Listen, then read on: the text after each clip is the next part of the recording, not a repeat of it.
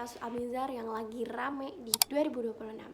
Ternyata masalahnya bukan karena dia pengen tampil beda, tapi karena satu pernyataan dia yang bikin semuanya jadi runtuh. Tapi tunggu dulu ya.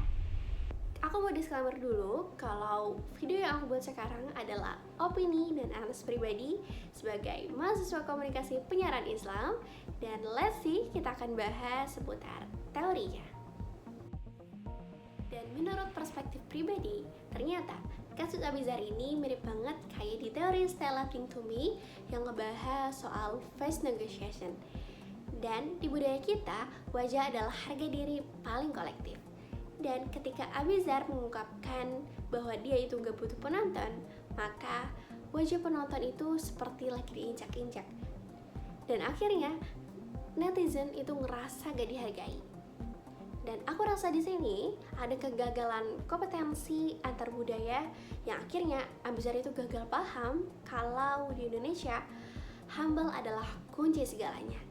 Dan ketika lo dianggap angkuh, maka netizen ngerasa mereka ini punya power untuk ngehukum lo lewat cancel culture. Bukan cuma teori Stella Think to Me, di teori Edward T. Hall soal high consent culture, yang Indonesia itu juaranya budaya konteks tinggi, yang artinya kita tuh cuma gak dengar kata-kata, tapi kita lihat siapa yang ngomong.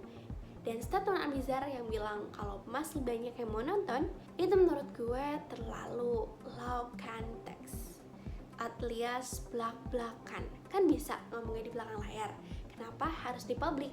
Yang akhirnya netizen membara-bara. Opini gue terhadap cancel culture yang ada di Indonesia adalah salah satu bentuk respon emosional yang muncul ketika ada norma yang ditabrak oleh ego individu. Itu tadi adalah opini gue terhadap fenomena yang lagi booming saat ini.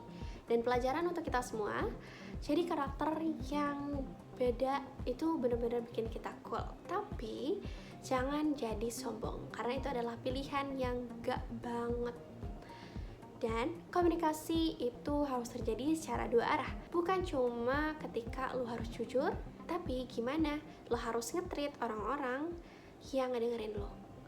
Secara kritis, kasus cancel culture terhadap Abizar dalam promosi A Business Proposal menunjukkan bahwa komunikasi antar budaya di ruang digital telah berubah total menjadi area kontrol sosial yang sangat kuat tetapi tidak seimbang dan cenderung impulsif.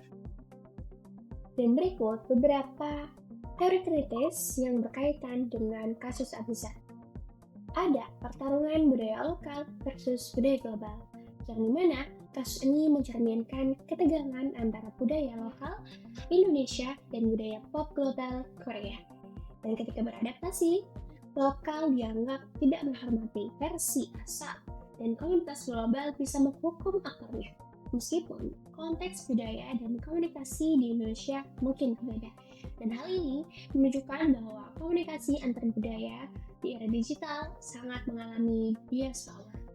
Budaya yang lebih kuat di ruang global bisa memaksakan norma pada budaya lokal. Lalu, ada implikasi normatif dan etis. Secara normatif, kasus ini juga mengingatkan bahwa cancel culture tidak berfungsi sebagai alat akuntabilitas figur publik.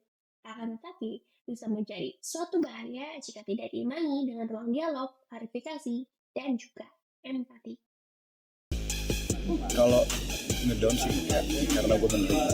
Kalau gue nggak terima mungkin gue ngedown, tapi gue menerima. Jadi gue nggak. Buktinya gue di sini. Apapun itu akan menjadi bagian gue ke depannya. Dan apa ya?